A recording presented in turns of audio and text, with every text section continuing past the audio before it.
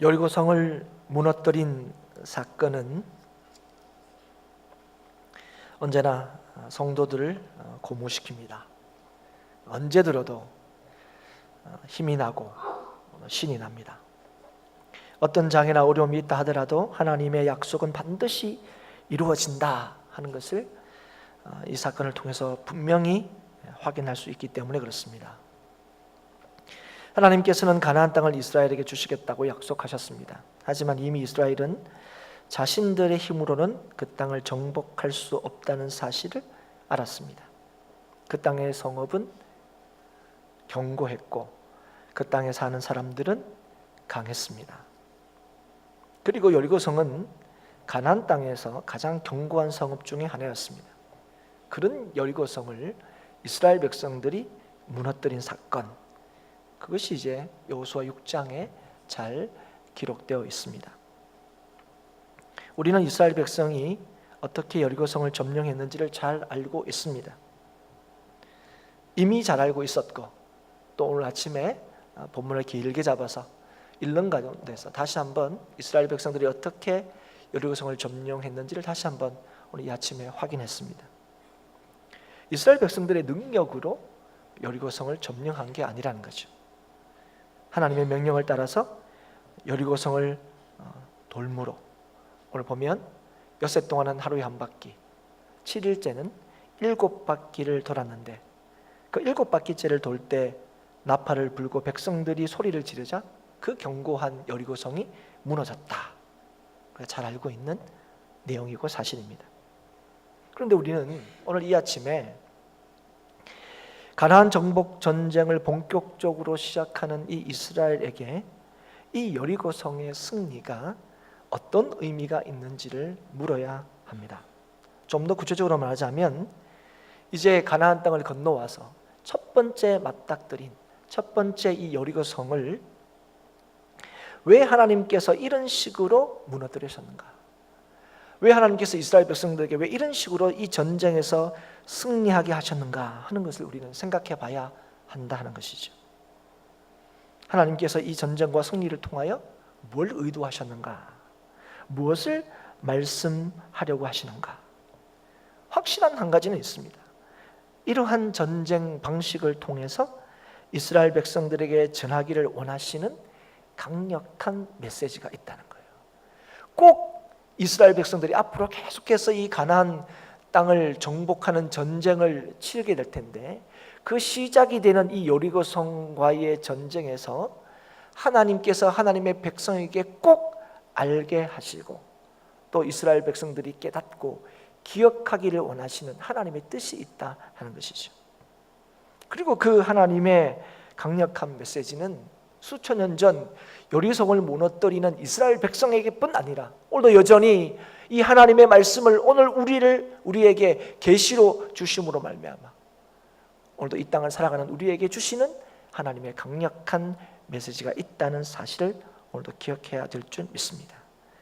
약속을 따라 살아가는 우리에게 오늘 주시는 말씀을 통하여 함께 하나님의 뜻을 찾을 수 있기를 바라고 또 주의 주시는 교훈을 받고 하나님이 주시는 승리를 맛보는 우리 모든 행복한 교회 성도들이 될 수 있기를 축복합니다. 여리고성은 성벽이 이중으로 단단히 둘러싸여 있는 한마디로 철옹성 같은 성이었습니다. 이 여리고성이 이스라엘 백성들이 약속을 따라 요단을 건넌 후에 첫 번째로 점령해야 하는 성이었습니다. 가나안 땅을 건너오는 과정 속에서 이미 가나안 족속들은 하나님이 함께 하시는 이스라엘 백성들을 굉장히 두려워했습니다.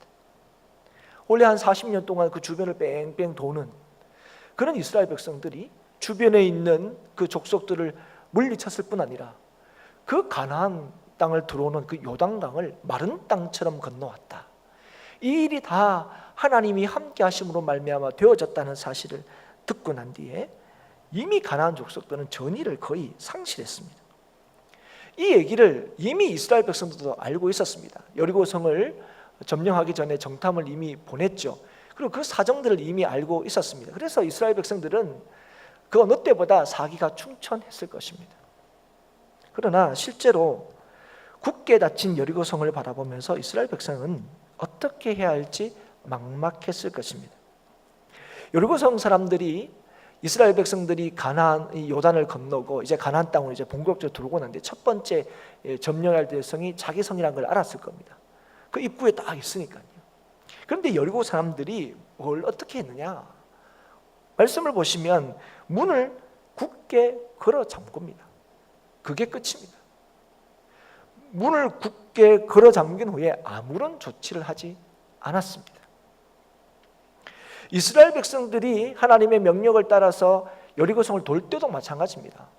뭐 어떤 다른 조치를 여리고성 사람들이 취하지 않고 있어요. 그저 처음에 얘기했던 것처럼 그 성문을 굳게 닫은 후에는 조용히 있었습니다. 왜 그랬을까? 우리가 충분히 추측할 수 있는 것은 문만 걸어 잠그면 이스라엘 백성들이 이 여리고성을 어떻게 할 수 없을 거라는 자신감, 확신이 있었기 때문에 그렇습니다.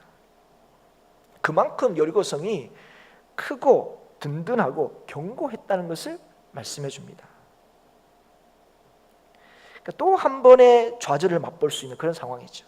하나님의 은혜로 요단을 건넜지만 문만 걸어 잠그면 어떻게 해볼 수 없는 여리고성 앞에 이스라엘 백성은 또 한 번 큰 어려움을 겪을 수 있는 그런 상황에 처해 있다 하는 것이죠.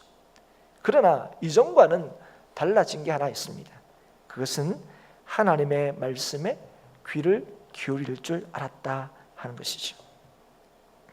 그런데 하나님께서 바로 이러한 때에 여호수아에게 주신 하나님의 말씀이란 게 사실은 우리의 고개를 갸우뚱하게 만드는 것입니다. 지금 하나님의 말씀이 여호수아에게 주어지고 그 여호수아가 하나님께 받은 말씀을 이스라엘 백성들에게 전할 그때는 어떤 때냐면 굳게 닫힌 여리고 성을 어떻게 점령할 수 있을까? 어떻게 해야 이 싸움을 이길 수 있을까? 어떻게 싸워야 되는가? 이게 굉장히 최고의 관심사일 때입니다. 그럴 때에 하나님께서 여호수아에게 말씀을 주셨죠. 그리고 여호수아에게 백성들에게 얘기합니다. 하나님께서 우리에게 말씀을 주셨다. 전하는 거죠. 그런데 여호수아가 들은 말씀, 그리고 여호수아가 백성들에게 전한 말씀은 여리고성을 무너뜨리는 함락 작전이라고 부를 수 없는 것이라는 거죠. 그러니까 지금 어떻게 싸울까가 굉장히 고민인데 하나님께서 정작 말씀하시는 것은 전투 작전이라고 할 수 없는 거라는 거예요. 그러니까 예를 들어서 들으면 야 이렇게 하면 이길 수 있겠구나. 역시 하나님은 정말 지혜로우셔. 이렇게 무릎을 칠 만한 말씀이 아니라 하는 거죠. 전쟁을 모르는 우리가 보아도 아니 이런 작전으로 여리고성을 무너뜨릴 수 있을까? 여리고성을 점령할 수 있을까? 이런 의구심이 더 드는 말씀이라 하는 것이죠. 솔직히 말하자면 하나님께서 지금 이스라엘 백성들에게 최대 관심, 어떻게 싸워서 이 성을 점령할 수 있을까 하는 이 관심을 가진 이 이스라엘 백성들에게 하신 말씀은 사실은 전쟁하자고 하는 게 아닙니다. 이 작전에는, 이 하나님의 말씀에는 어떠한 전투 행위나 전략이라는 게 없어요. 우리가 보아도 그런데 당시에 여호수아와 이스라엘 백성들이 하나님의 말씀을 받을 때도 아마 비슷한 생각이었을 겁니다. 그럼에도 불구하고 여호수아는 하나님의 하신 말씀 그대로를 받고 그 말씀 그대로를 백성들에게 전했습니다. 그리고 백성들은 하나님의 그 말씀에 순종했습니다. 어떻게 그럴 수 있었는가? 먼저는 이 6장을 열면 하나님께서 여호수아에게 여리고성을 어떻게 하면 점령할 수 있다 하는 것을 말씀하시기 전에 다시금 승리를 약속하시고 확인시켜 주심으로 이 6장을 시작합니다. 2절 말씀에 보면 보라 내가 여리고와 그 왕과 용사들을 내 손에 넘겨주었으니 이미 이 전쟁의 승패가 하나님께 달려있다는 사실을 보여주신 거예요. 어떻게 싸워야 하느냐가 이 전쟁의 승패에 있지 않고 이 승패는 이미 하나님께 있다는 거고 그리고 그 하나님께서 이미 이 전쟁의 승리를 이스라엘 백성들에게 허락하셨다 하는 사실을 확인시켜 주었다 하는 것입니다. 이걸 분명히 하신 이후에 하나님께서는 여호수아에게 여리고성을 돌라는 명령을 하시는 거죠. 그런데 여리고성을 그냥 돌라고 하시지 않고 굉장히 자세하게 여리고성을 어떻게 돌아야 하는지를 말씀해 주고 있습니다. 무장한 자를 앞세우고 나팔 든 7명의 제사장, 법궤를 맨 제사장, 그리고 백성들, 이런 순서로 여리고성을 13바퀴 돌라고 말씀하시는 거예요. 6일 동안에는 하루에 한 바퀴씩, 마지막 7번째 날에는 7바퀴를 돌아라, 그렇게 말씀하시는 거예요. 그러니까 이 말씀을 들으면서 다시금 여호수아나 이스라엘 백성들이 이 전쟁이 철저하게 하나님의 뜻에 달려 있고 하나님께서 이 전쟁을 이기게 하실 거라는 사실을 다시 한번 확신했을 것입니다. 그리고 마지막 날 양각 나팔을 길게 불라는 말씀에서 하나님과 이스라엘 백성들 간의 언약을 맺는 사건을 아마 기억해냈을 것입니다. 무슨 말이냐면 출애굽기 19장에 보시면 하나님께서 아브라함과 맺은 언약을 이스라엘 민족 전체와 맺는 장면이 나옵니다. 이 19장이 굉장히 중요한 말씀이죠. 그런데 이 일을 위해서 하나님께서 이스라엘 백성 전체와 언약을 맺기 위해서 모세로 하여금 이스라엘 백성을 성결케 하라고 그렇게 말씀하시고 3일을 기다리라 그렇게 명령하십니다. 3일째에 나팔을 길게 불면 이스라엘 백성으로 하여금 그 산 앞에 다 모이라고 그렇게 말씀하시죠. 그 이전에는 절대로 그 산의 경계를 넘지 못하도록 하십니다. 이렇게 경고하시죠. 출애굽기 19장 13절에 보시면 손을 그에게 댐이 없이 그런 자는 돌에 맞아 죽임을 당하거나 살에 쇠어 죽임을 당하리니 짐승이나 사람을 물어나고 살지 못하리라. 나팔을 길게 불거든 산 앞에 이를 것이니라 하라. 그러니까 3일째에 나팔을 불 때 백성들을 모으라 그렇게 하셨고, 실제로 3일째 나팔이 불려지자 백성들이 떨면서 산 앞에 모였고, 산 앞에 모인 그들이 본 것이 뭐냐? 여호와의 강림하심과 여호와의 영광을 거기서 보았습니다. 여호수아는 7째 날 양각 나팔을 불 때 외치라 그런 말씀을 듣고 바로 이 출애굽기 19장의 말씀을 기억해냈을 거라는 거죠. 그때 무슨 일이 있느냐? 하나님의 영광을 볼 거라는 거예요. 하나님의 임재하심을 볼 거라는 겁니다. 그래서 이 전쟁을 통하여 이스라엘이 얼마나 힘 있느냐가 드러나는 것이 아니라 하나님이 이스라엘과 함께 하신다는 사실이 드러날 것이다 하는 사실을 오늘 여호수아에게 말씀하시고, 여호수아는 그 하나님의 말씀을 통하 이것을 확신하게 된 것이죠. 전쟁의 승리는 군사력이나 작전이나 전략에 달려 있는 것이 아니라 하나님의 임재하심에 있다는 사실을 다시금 확인하는 것입니다. 그래서 여호수아는 이 하나님의 말씀을 듣고 곧 순종을 하죠. 제사장들에게도 어떻게 해야 할지를 자세히 일러주고 백성들에게도 알리고, 그리고 여리고성을 돌 것을 말씀합니다. 그리고 제사장들과 백성들이 어떻게 합니까? 그 말씀을 듣고 즉시 순종하죠. 즉시 움직입니다. 이에 대해서 말하지 않았습니다. 이게 가능한 겁니까? 이것으로 되는 겁니까? 이러면 하면 됩니까? 이렇게 말하지 않아요. 오히려 여호수아는 행진하는 백성들에게 10절을 명령합니다. 10절을 보시면 너희는 외치지 말며 너희 음성을 들리게 하지 말며 너희 입에서 아무 말도 내지 말라. 그리하다가 내가 너희에게 명령하여 외치라는 날에 외칠지니라. 물론 그런 마음이 분명히 들었을 거예요. 아니 저 견고한 여리고성에 우리가 그렇게 한번 모여서 이렇게 빙빙 도는 게 이게 무슨 의미가 있습니까? 이런 마음이 든 사람이 분명히 있었을 거고, 이걸 또 묻고 싶은 사람도 있었을 것입니다. 그런데 지금 여호수아가 그 백성들에게 뭘 요구합니까? 하나님의 말씀을 믿고 순종할 것을 요구하고 있지요. 지금 중요한 것은 하나님의 말씀을 믿고 순종하는 것이 중요하다는 거예요. 그런데 그들이 순종했습니다. 왜 그렇습니까? 하나님의 말씀을 신뢰했기 때문에 그렇습니다. 지금 자신들이 치른 이 가나안 전쟁의 본질이 무엇인지 그들이 이 광야 40년의 생활을 통하여 잘 배웠기 때문에 그렇습니다. 하나님을 믿는다는 게 무엇입니까? 하나님의 말씀을 믿는다는 거죠. 하나님의 말씀을 믿는다는 것이 무엇입니까? 그 하나님의 말씀을 따르고 순종한다는 것이죠.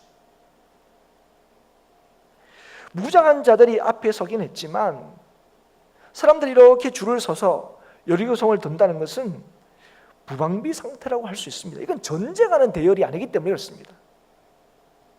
그럼에도 불구하고 이스라엘 백성들이 이에 대한 어떠한 말도 하지 않았다는 것, 언뜻 보면 절대로 이해할 수 없는, 도무지 받아들일 수 없는 말씀임에도 불구하고 하나님의 하신 말씀이기 때문에, 하나님이 주신 명령이기 때문에 묵묵하게 따르는 이스라엘 백성들의 모습, 하루, 이틀, 3일, 4일 계속 하나님의 이 말씀을 따라서 묵묵히 순종하는 이스라엘 백성들의 모습을 이렇게 떠올리고 생각하면 저는 개인적으로 굉장히 전율을 느낍니다.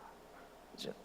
그 숫자의 많음에 있지 않고 그 많은 숫자들이 하나님의 그 말씀 하나에 마음을 모으고 뜻을 모아서 말씀 그대로 행하면서 아무 말도 없이 그 큰 여리고성을 묵묵히 돌고 있는 그들의 모습을 이렇게 떠오르면 뭔가 좀 찌릿찌릿하다는 거예요. 말씀을 보면 하루 이틀 그렇게 돈 게 아니죠. 7일 동안 그렇게 돌았습니다. 7째 날 7바퀴째를 돌 때까지 사실 아무 일도 일어나지 않았습니다.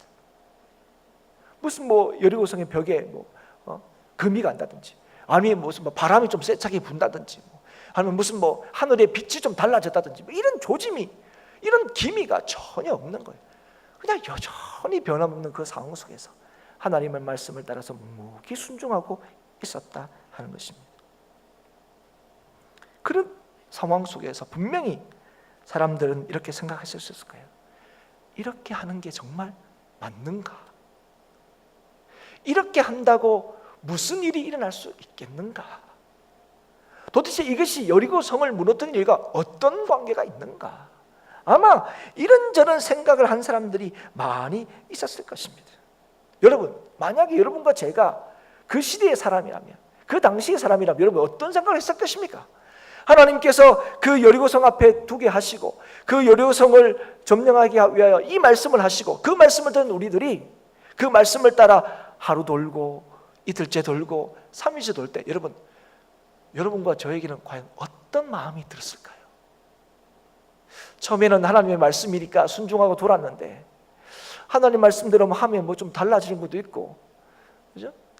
좀 이렇게 눈에 띄게 좀 뭔가 좀 보이는 것도 있고 이래야 되는데 하루 돌고 이틀 돌고 3일 돌고 4일 돌아도 아무 일도 일어나지 않을 때 여러분 우리는 어떤 생각을 할까요? 생각이 아니 이거 계속 돌아야 돼? 내일도 돌아야 돼? 아니 뭐가 달라진다고? 지금 여리고성도 전혀 달라지는 거 없고 우리도 전혀 달라진 것도 없고.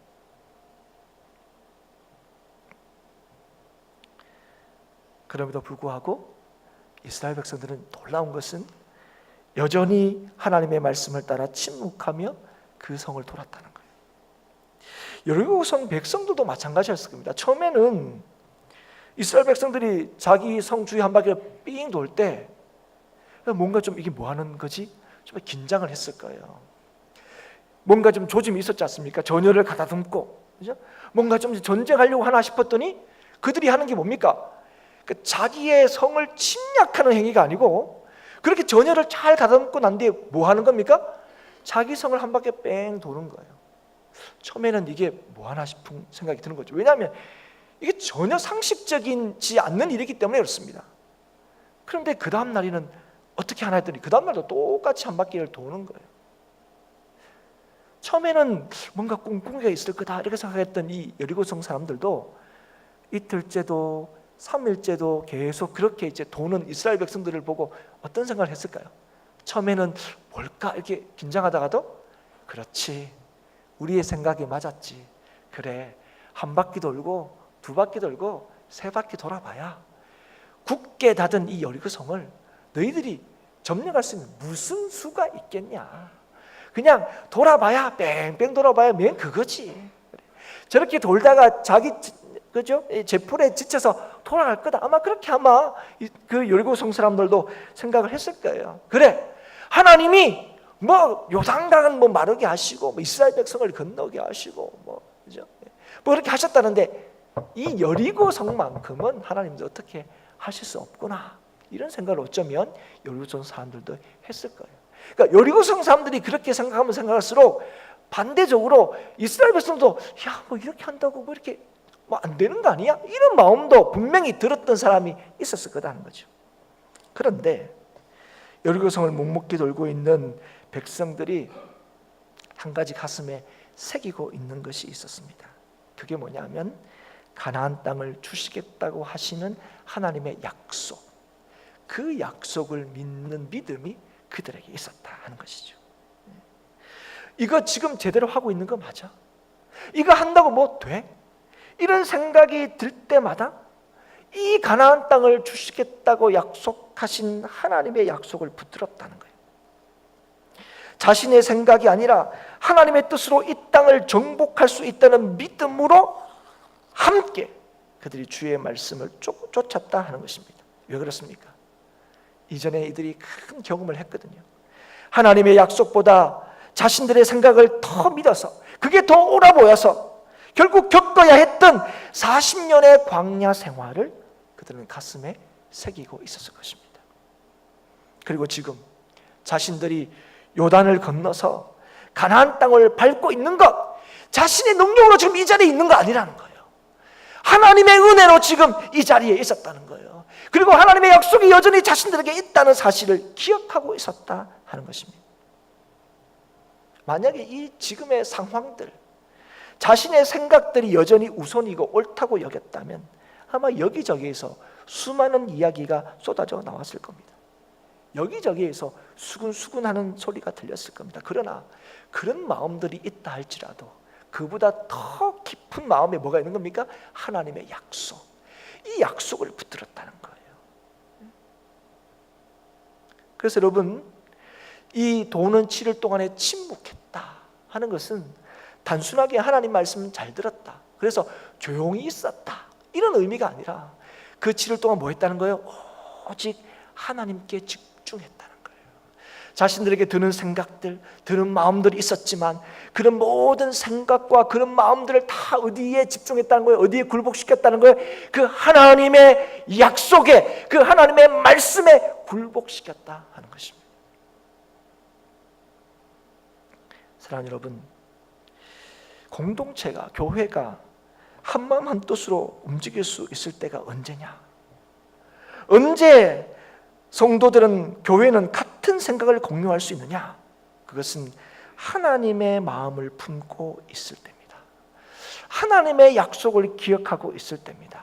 그리고 그 약속 앞에 우리의 모든 생각과 계획을 굴복시킬 때에, 오직 하나님만 바라볼 때에, 그때 교회는 하나 될 수 있는 것입니다. 하나님의 약속을 알고만 있었을 때 이스라엘 백성은 둘이었습니다. 하나님이 가나안 땅 주시겠다는 약속 알고 따라왔죠. 그러나 정작 그 약속을 믿지 못했을 때에 그 가나안 땅을 앞두고 이스라엘 백성은 둘로 나눠졌습니다. 들어갈 수 있다는 쪽과 들어갈 수 없다는 쪽이었습니다. 그러나 그런 그들이 하나님의 약속을 믿을 때에 오늘 우리가 6장의 말씀을 통해서 보는 것처럼 그들은 하나가 되었다는 사실을 우리가 확인하게 됩니다. 어쩌면 수많은 자기 생각들을 주장할 수 있고 또 충분히 그 상황들이 분명히 내 생각을 드러낼 수 있는 상황임에도 불구하고 그들이 하나님의 약속을 믿었기 때문에 자신들의 생각과 자신의 뜻을 그 하나님의 약속 앞에 내려놓았다 하는 것이죠. 사랑하는 여러분, 우리가 하나 될 수 있는 것은 오직 하나님을 바라볼 때입니다. 하나님을 바라볼 때 성도는 하나 될 수 있습니다. 그리고 이 과정에서 지도자들의 역할이 얼마나 중요한지 모릅니다. 요단을 건널 때도 그랬고 오늘 여리고성을 돌 때도 그랬고 앞장선 사람들이 누굽니까? 제사장들이었습니다. 그리고 이들을 한길같이 이끌었던 여호수아였습니다. 하나님의 약속을 따라 믿음으로 그들을 이끌었던 여호수아, 그리고 하나님의 말씀을 확신 가운데 앞장서 걷고 있는 이 제사장들을 바라보면서 이스라엘 백성들은 더 주의 뜻을 따라 순종할 수 있었을 것입니다.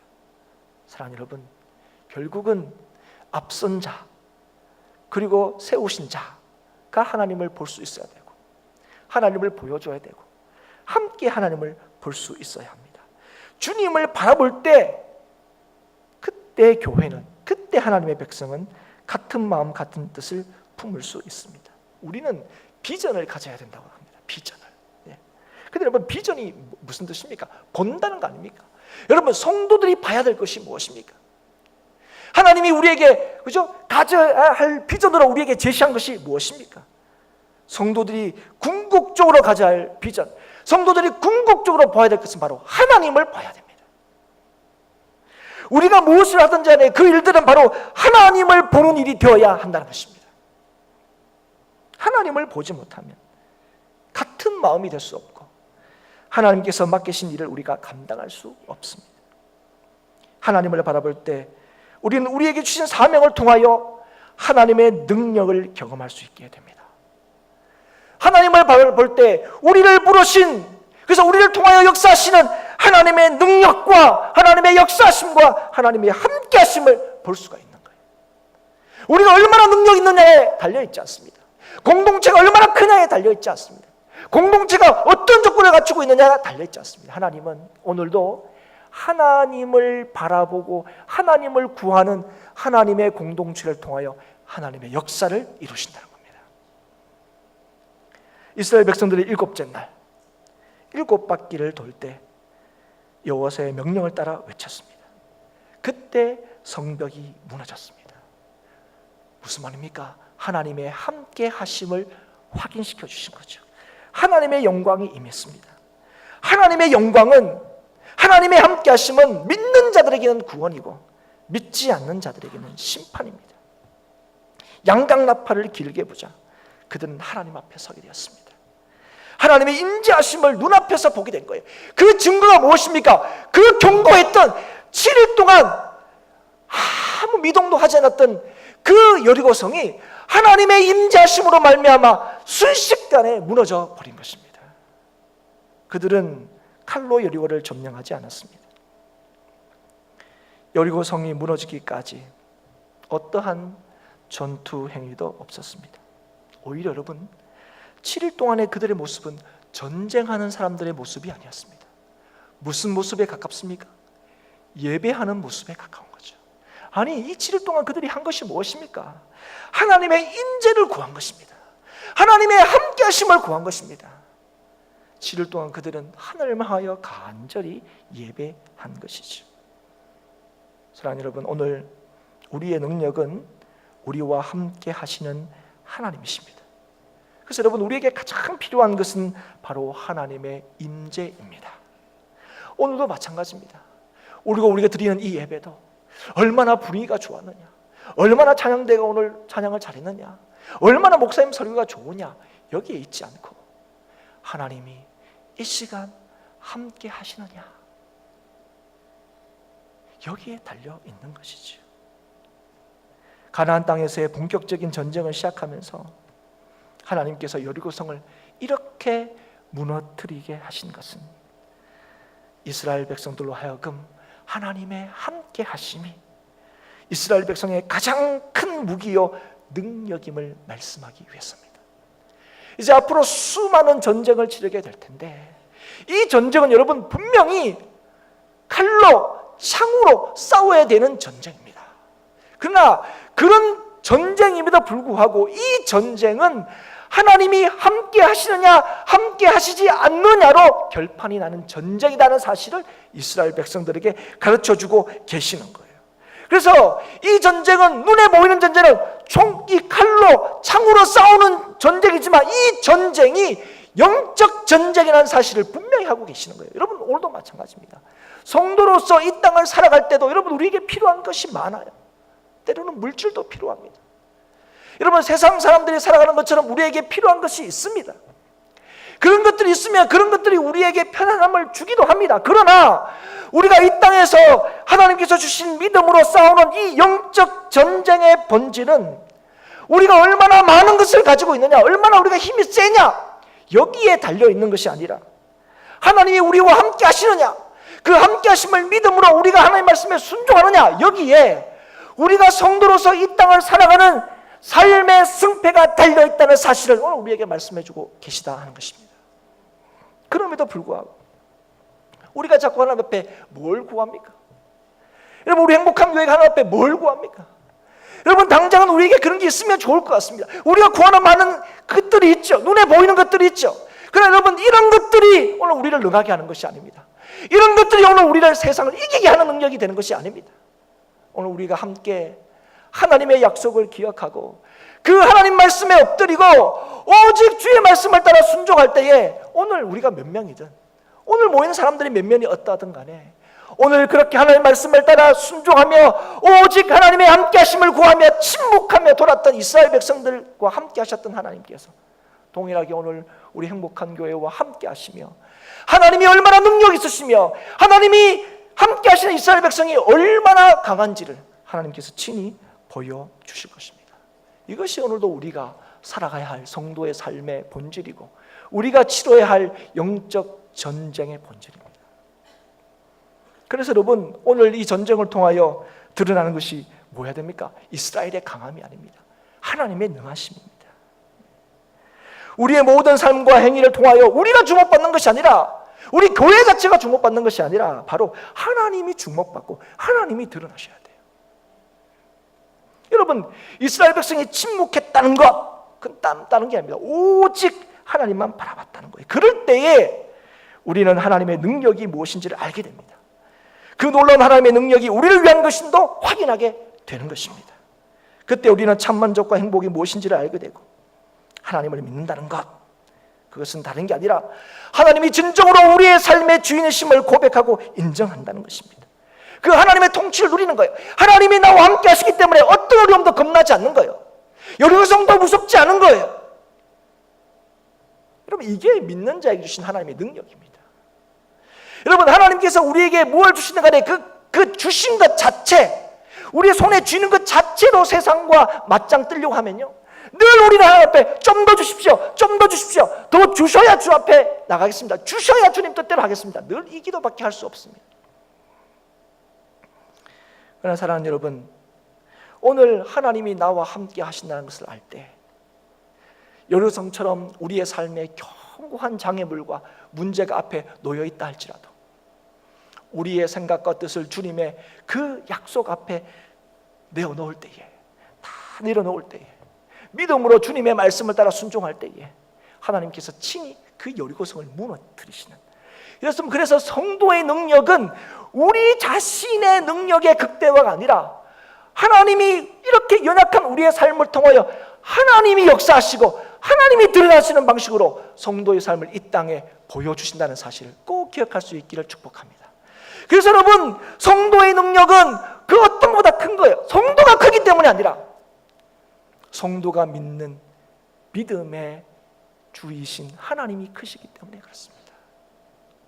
사랑하는 여러분, 오늘 우리의 능력은 하나님이십니다. 평범해 보지만, 어제와 다를 것 없어 보이는 오늘이지만 매일매일을 하나님의 임재를 구하며 주의 말씀에 순종할 때에 약속을 믿고 묵묵히 나간 이스라엘 백성들처럼 하나님의 강력한 임재를 경험할 수 있게 될 줄 믿습니다. 주께서 우리에게 맡기신 사명을 감당할 수 있게 될 줄 믿습니다. 하나님이 우리와 함께 하신다는 것, 우리 교회가 자랑하는 게 무엇입니까? 하나님이 우리와 함께 하신다는 거예요. 성도가 자랑하는 것이 무엇입니까? 하나님이 우리 하나님이라는 것을 자랑하는 거죠. 이 자랑이 헛되지 않고, 이 선포가 헛되지 않고 세상 사람들이 하나님이 우리와 함께 하신다는 사실을 볼 수 있게 될 것입니다. 그래서 여러분, 오늘도 우리가 기억해야 될 것이 무엇입니까? 우리를 굳건케 하는 것은 우리의 환경이 아니에요. 오늘 우리를 우리에게 하시는 것은 우리가 어떠냐에 달려있지 않습니다. 하나님이 오늘 우리에게 주신 약속이 틀림없다는 사실을 믿는 거예요. 우리를 구원하시고 자녀 삼으신 하나님의 사랑과 은혜를 잊어버리지 않고 놓치지 않는 것입니다. 그래서 오늘도 우리는 그렇게 우리를 사랑하시고 우리를 구원하신 그 하나님을 오늘도 주목하고 오늘도 붙들어야 되고 오늘도 함께 그 하나님을 바라보아야 하는 것입니다. 사랑하는 여러분, 오늘도 우리를 향하신 하나님의 약속과 말씀을 확신하고 붙드는 성도가 될 수 있기를 주의 이름으로 축복합니다. 오늘 우리 행복한 교회가 오직 주의 약속을 믿으며 주신 말씀을 쫓음으로 하나님이 친히 이기게 하시는 하나님의 역사를 볼 수 있기를, 그 하나님의 역사를 온 세상에 선포하고 선언할 수 있기를 다시 한번 주의 이름으로 축복합니다.